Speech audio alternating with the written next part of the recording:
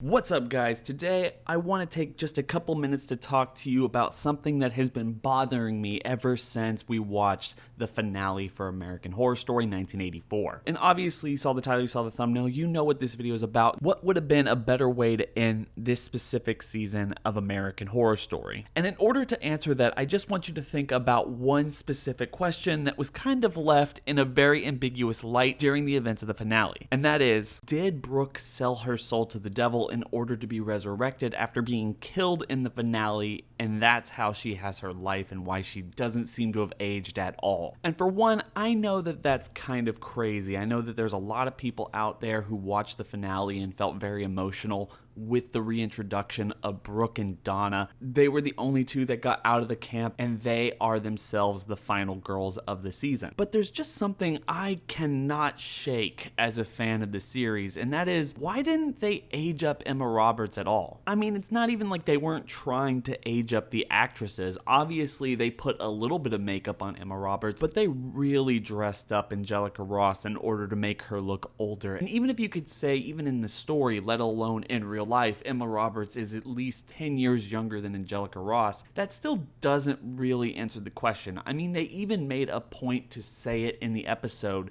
that she is aged incredibly gracefully. Unlike Donna, who seemingly has aged during the events between 1989 and 2019. I mean, that's 30 years, guys. So I can't be the only one sitting there watching that scene, especially Brooke's explanation as to how she survived that night, and thinking, okay, this is going to be the major twist that we're going to see at the end of the episode. It's going to turn out that Emma Roberts survived and is the final girl only because at the moment that she died, she made that pact with the devil that Ramirez was trying to get her to make a couple episodes before, and that's how she got out of Camp Redwood, even though she died there. I just kept thinking it was going to be the exact same thing that we saw with Ramirez and Benjamin in episode 5. But then it just turned out to be a very sappy ending where Gus ended up helping her out of the camp, and she survived just on her own with absolutely no detriment to her character and almost absolutely zero ramifications for anything that we saw throughout the entire season. I mean, seriously, Brooke is the final girl. She just simply gets away and lives happily ever after like nothing really happened. To me, this entire situation would be far more interesting if at the very end of the episode, we get an alternative twist where it turns out that Brooke's character, right before she died,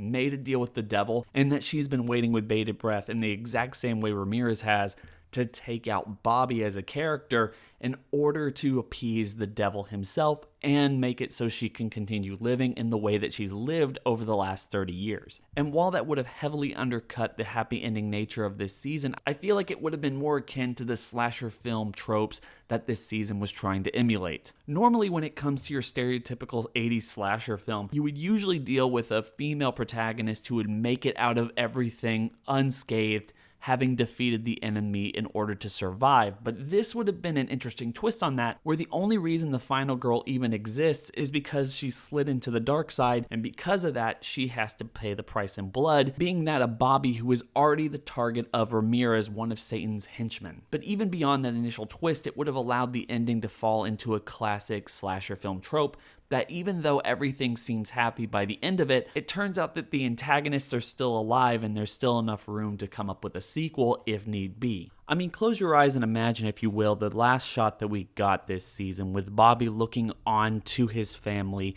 and then Brooke coming out of nowhere to just butcher him in front of them and leave him on the side, not pulling him into Camp Redwood so he can be with them for eternity. It's a dark and depraved scene, but not one that wouldn't fully connect with the American Horror Story audience and fit comfortably within the canon that we have seen thus far. It would also affirm the true big bad of the season, that being Satan, and why we focused on Ramirez so heavily during the show, despite the fact that they retconned his entire existence that was introduced in American Horror Story Hotel. And if you're even going to go that far in terms of weird, wacky twists on the mythology of American Horror Story, and why they did the Ramirez twist in this season despite what they already showed us in season 5, it would be really interesting to see that Brooke has been on a killing spree ever since 1989, doing the devil's bidding, and that she takes Ramirez's place, and at the very end she shows up at the Hotel Cortez. I know that's really silly, but as fans we can speculate and have a whole lot of fun with the possibilities of this universe.